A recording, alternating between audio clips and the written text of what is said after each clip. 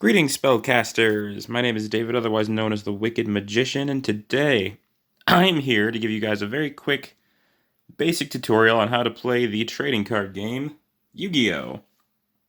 Now, I'm sure many of you guys have heard of this game.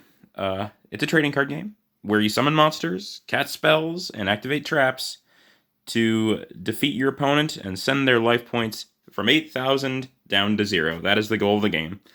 Each player starts with 8,000 life points, and you got to drop the enemy's life points to 0 to win. So, in this game, there are 3 types of cards. We have monsters, we have spells, and we have traps. Now, these 2 cards are relatively simple. The monster cards are actually the key to winning most of your games, but I'm going to start with spells and traps because they're easier to understand. So, you can see here on the field, this is your playing field. You don't have to have a playmat, but I have it out to show you guys. This zone is where your deck goes. You'll have a deck of 40 to 60 cards, and you'll place it here in the deck zone. Graveyard is where cards that are destroyed or spells and traps that have been used go to, when they are destroyed, right? Spells and traps that have been used go here. Monsters that have been destroyed go here. The extra deck zone, I'll talk about the extra deck in a little bit. The field zone, this is where if you have a special type of spell known as a field spell, it will go in the field zone. And then you also have 5 monster zones, and you have 5 zones for spells and traps. So you can have up to 5 monsters and up to 5 spells and or traps active at once. Now, spell cards. These cards are pretty simple. You just activate it from your hand, put it down, and it has an effect. For example, Monster Reborn, very powerful spell. Target one monster in either player's graveyard and special summon it. That basically just means put it on your side of the battlefield. So any monster in any player's graveyard, you have control of it now. Very powerful spell card. Trap cards. So basically, with a spell card, you can take it from your hand. You can either set it face down like this, which means that basically you're waiting to activate it until another turn. Or you can just place it face up like this and it has its effect immediately. If you set a spell, you have to wait a turn to activate it. But if you just play it, obviously it goes off right away. Trap cards. These cards you have to set face down first, and then you can't use it until your turn ends. So on your opponent's next turn, then you can start using it. And also on your own turn, like on your following turn. Anytime after the turn you set this card, you can use it. Trap cards, like spell cards, trap cards can do a lot of different things. For example, Kunai with Chain, this is a pretty decent one. When you activate it, and you can activate it in response to opponent things, like if an opponent's attacking you, you can activate this. So you activate one or both of these effects at the same time. The first effect is when an opponent's monster declares an attack, you can target the attacking monster and change it to defense position. I'll explain that in a little bit. And then you can also target a face-up monster you control, equip this card to that target, against 500 attack. Equip just means that this card stays up on the field as long as the monster that it's equipped to is on the field. And while it's equipped to the monster, it gains 500 attack. And then if that monster is destroyed, so is this card. So you can use that. So if your opponent is attacking one of your monsters and your monster looks like it's going to die, you can spring this on them, power up your monster, and then maybe get it to a higher attack value. But what do you mean higher attack value, you might be asking? Well, now it's time to explain monsters. So monsters come in many different varieties. This is the simplest one. This is what's called a normal monster, meaning it's a monster that has no special effects or abilities. It just has attack and defense values, and that's all it really does. So this one is Alexandrite Dragon. Monsters have many different parts to them. You have the name, obviously. You have this symbol here. This symbol is its attribute. A monster can have 6 different attributes. It can have light, dark, and then the 4 traditional elements: fire, water, wind, and earth. Okay. Here is where the monster's type is listed. This monster is a dragon type. There's a handful of types in the game, nowhere near as many as something like Magic the Gathering. There's like 20-something types. You got spellcasters, bugs, or insects, rather. Plants, dragons, obviously. I don't know. Zombies. Yeah. Not too many different types, but anyway. Certain cards will interact with cards with specific attributes and types. Not too terribly many, although this card comes from a structure deck called Saga of the Blue Eyes White Dragon, which has a bunch of dragon monsters and cards that help dragon monsters. but I'll explain that in a little bit. So basically, here is the text box. Effect monsters will have their special effects written in this box, but this is a normal monster, so it just has story flavor text. Here is probably the most important thing you'll see on a monster. Well, not the most important thing. Attack and defense values. When your monster battles an opponent's monster, if they're both, a monster can be in either attack or defense position. This is defense, this is attack, right? If a monster is in defense position, it can't declare an attack. If a monster is in attack position, then it can declare an attack. If two attack position monsters are battling, whose attack is higher wins, and the lower attack monster gets destroyed. However, if your attack position monster is battling an opponent's defense position monster, then again, whichever number is higher wins. But however, and if your monster is a higher attack than your opponent's defense, that monster is destroyed. However, if your your opponent's monster is higher defense than your monster's attack, then neither monster gets destroyed. However, you take damage equal to the difference in your opponent's defense and your own attack. So, like, this is a 2000 attack Alexandrite Dragon. If my opponent's monster has 2500 defense and my Alexandrite Dragon battles that monster, I'll lose 500 life points. And also, if you destroy an opponent's defense position monster, your opponent loses no life points. If your attack position monster destroys an opponent's attack position monster, they lose life points equal to the difference, right, in the two monsters' attack points. Or, if their attack is higher than your attack, then your monster gets destroyed and you lose you lose life points equal to the difference, right? So for example, let's make this concrete. Let's say I have my opponent has a blue eyes white dragon, right? So let's say it looks like this. And I declare an attack with Alexandrite Dragon. And I say, targeting Blue Eyes, right? Which also, yes, that is the monster that this structure deck is based around. As you can see, Blue Eyes was in attack position. So we'll use the attack values. Blue Eyes has 3,000, Alexandrite has 2,000. So Alexandrite gets destroyed, sent to my graveyard. And Blue Eyes deals 1,000 damage to me directly.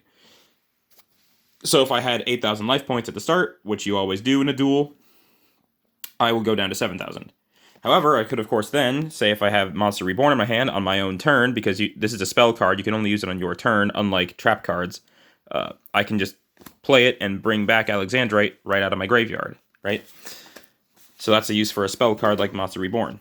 Now, let's take a look at Blue Eyes, right? And let's bring back out Alexandrite, because there's something I want to show you guys. You see these stars, right? Alexandrite Dragon only has 4 stars, Blue Eyes has 8. The stars represent a monster's level, and this is probably the hardest thing to understand about monsters, okay? Monsters have levels, and basically, if you want to summon a monster, meaning play it to your side of the field, you got a couple options. So for a monster that is levels 1 through 4, you can simply put it in your monster zone like that, no questions asked. That's called a normal summon, right? So you just literally put it on the field, and that's it. And if it has an effect like this White Stone of Legend, it will have some kind of effect, right? In the case of the White Stone of Legend, when this card is sent to the graveyard, you add a Blue Eyes White Dragon card from your deck into your hand. So you go into your deck, look for a Blue Eyes, and put it in your hand. And that happens when this effect monster goes to the grave. All right. It also says Tuner, but I'll explain that in a little bit. Now, for a monster that is levels 5 through 6, which let me find a monster levels 5 through 6 really quick. Let's see, I have my deck right here. Let me see, 5 through 6. I know there's at least one in here. I know that for a fact. Here it is. The Hieratic Dragon of Tefnuit. Oh, these cards just went everywhere. But okay. Hieratic Dragon of Tefnuit. You see, this one is level 6. Monsters that are level 5 or 6, you have to tribute one monster, meaning sacrifice it and send it to the graveyard in order to summon it, right? So if I wanted to summon Hieratic Dragon, I'd have to send Alexandrite Dragon to the grave, and then I can put down the Hieratic Dragon of Tefnuit, right? Which is an effect monster.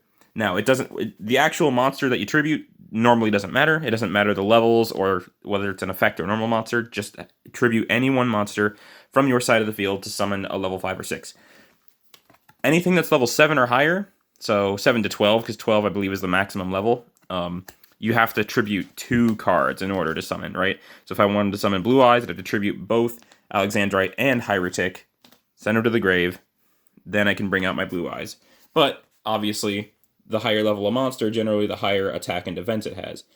And also, if it's an effect monster, it'll generally have a really strong effect, although Blue Eyes is a normal monster. So,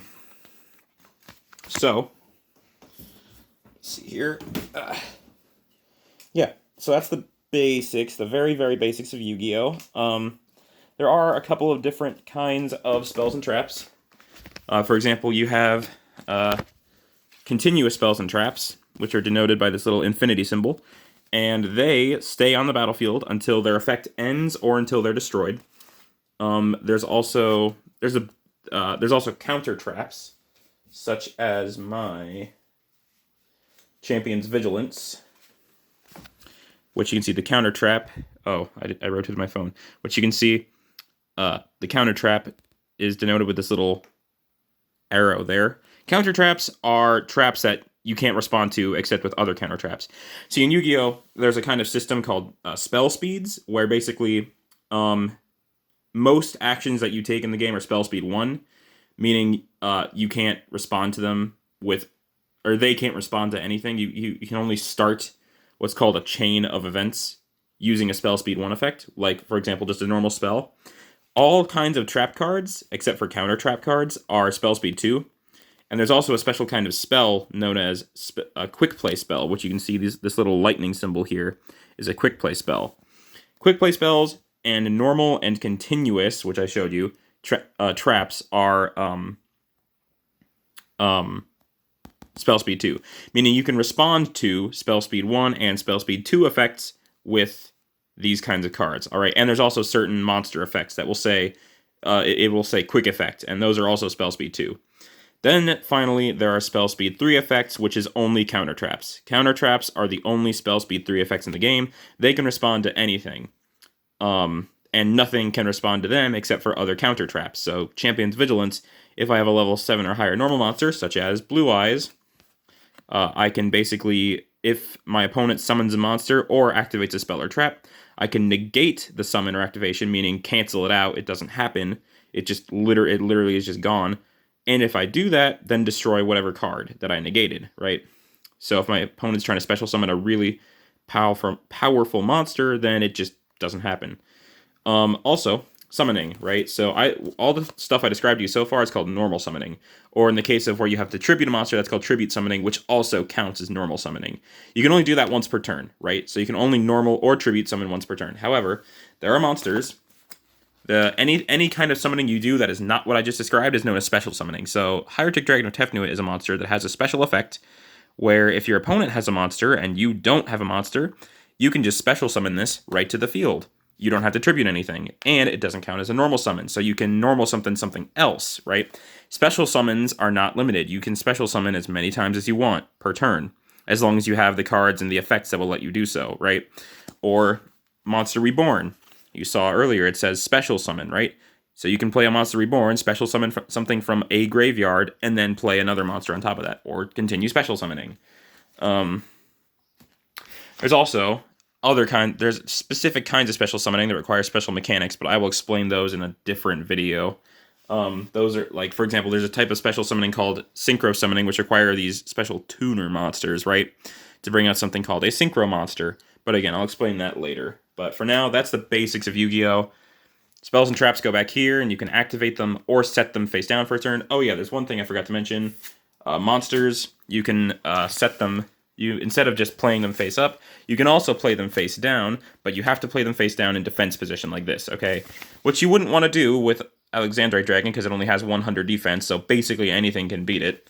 But you can do that. You can set a monster in face down defense position, which that would be good for something like, if I can find it, that wouldn't be terrible. Come on, where is it?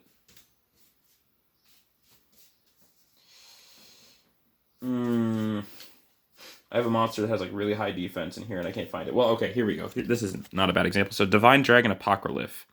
1500 defense. So you can place it face down, and then if your opponent attacks it, you'll flip it face up and use its defense position value to calculate whatever happens during the battle, right? A monster can be in face-up attack, face-up defense, which once per turn before you attack, you can change a monster's battle position from attack to defense or defense to attack.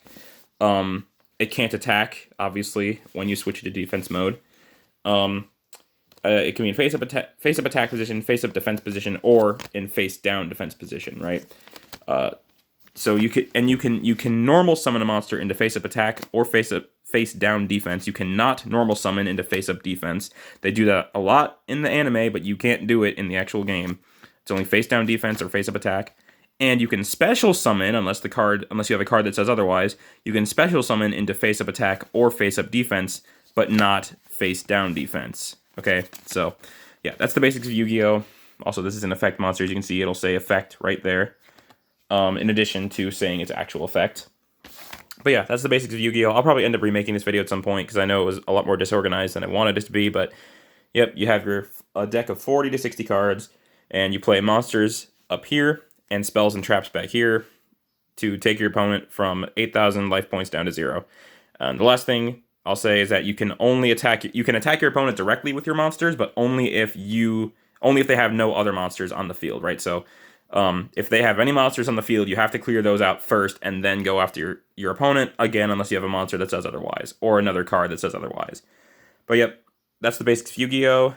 And until next time, my witches, wizards, and warlocks, I must bid thee farewell.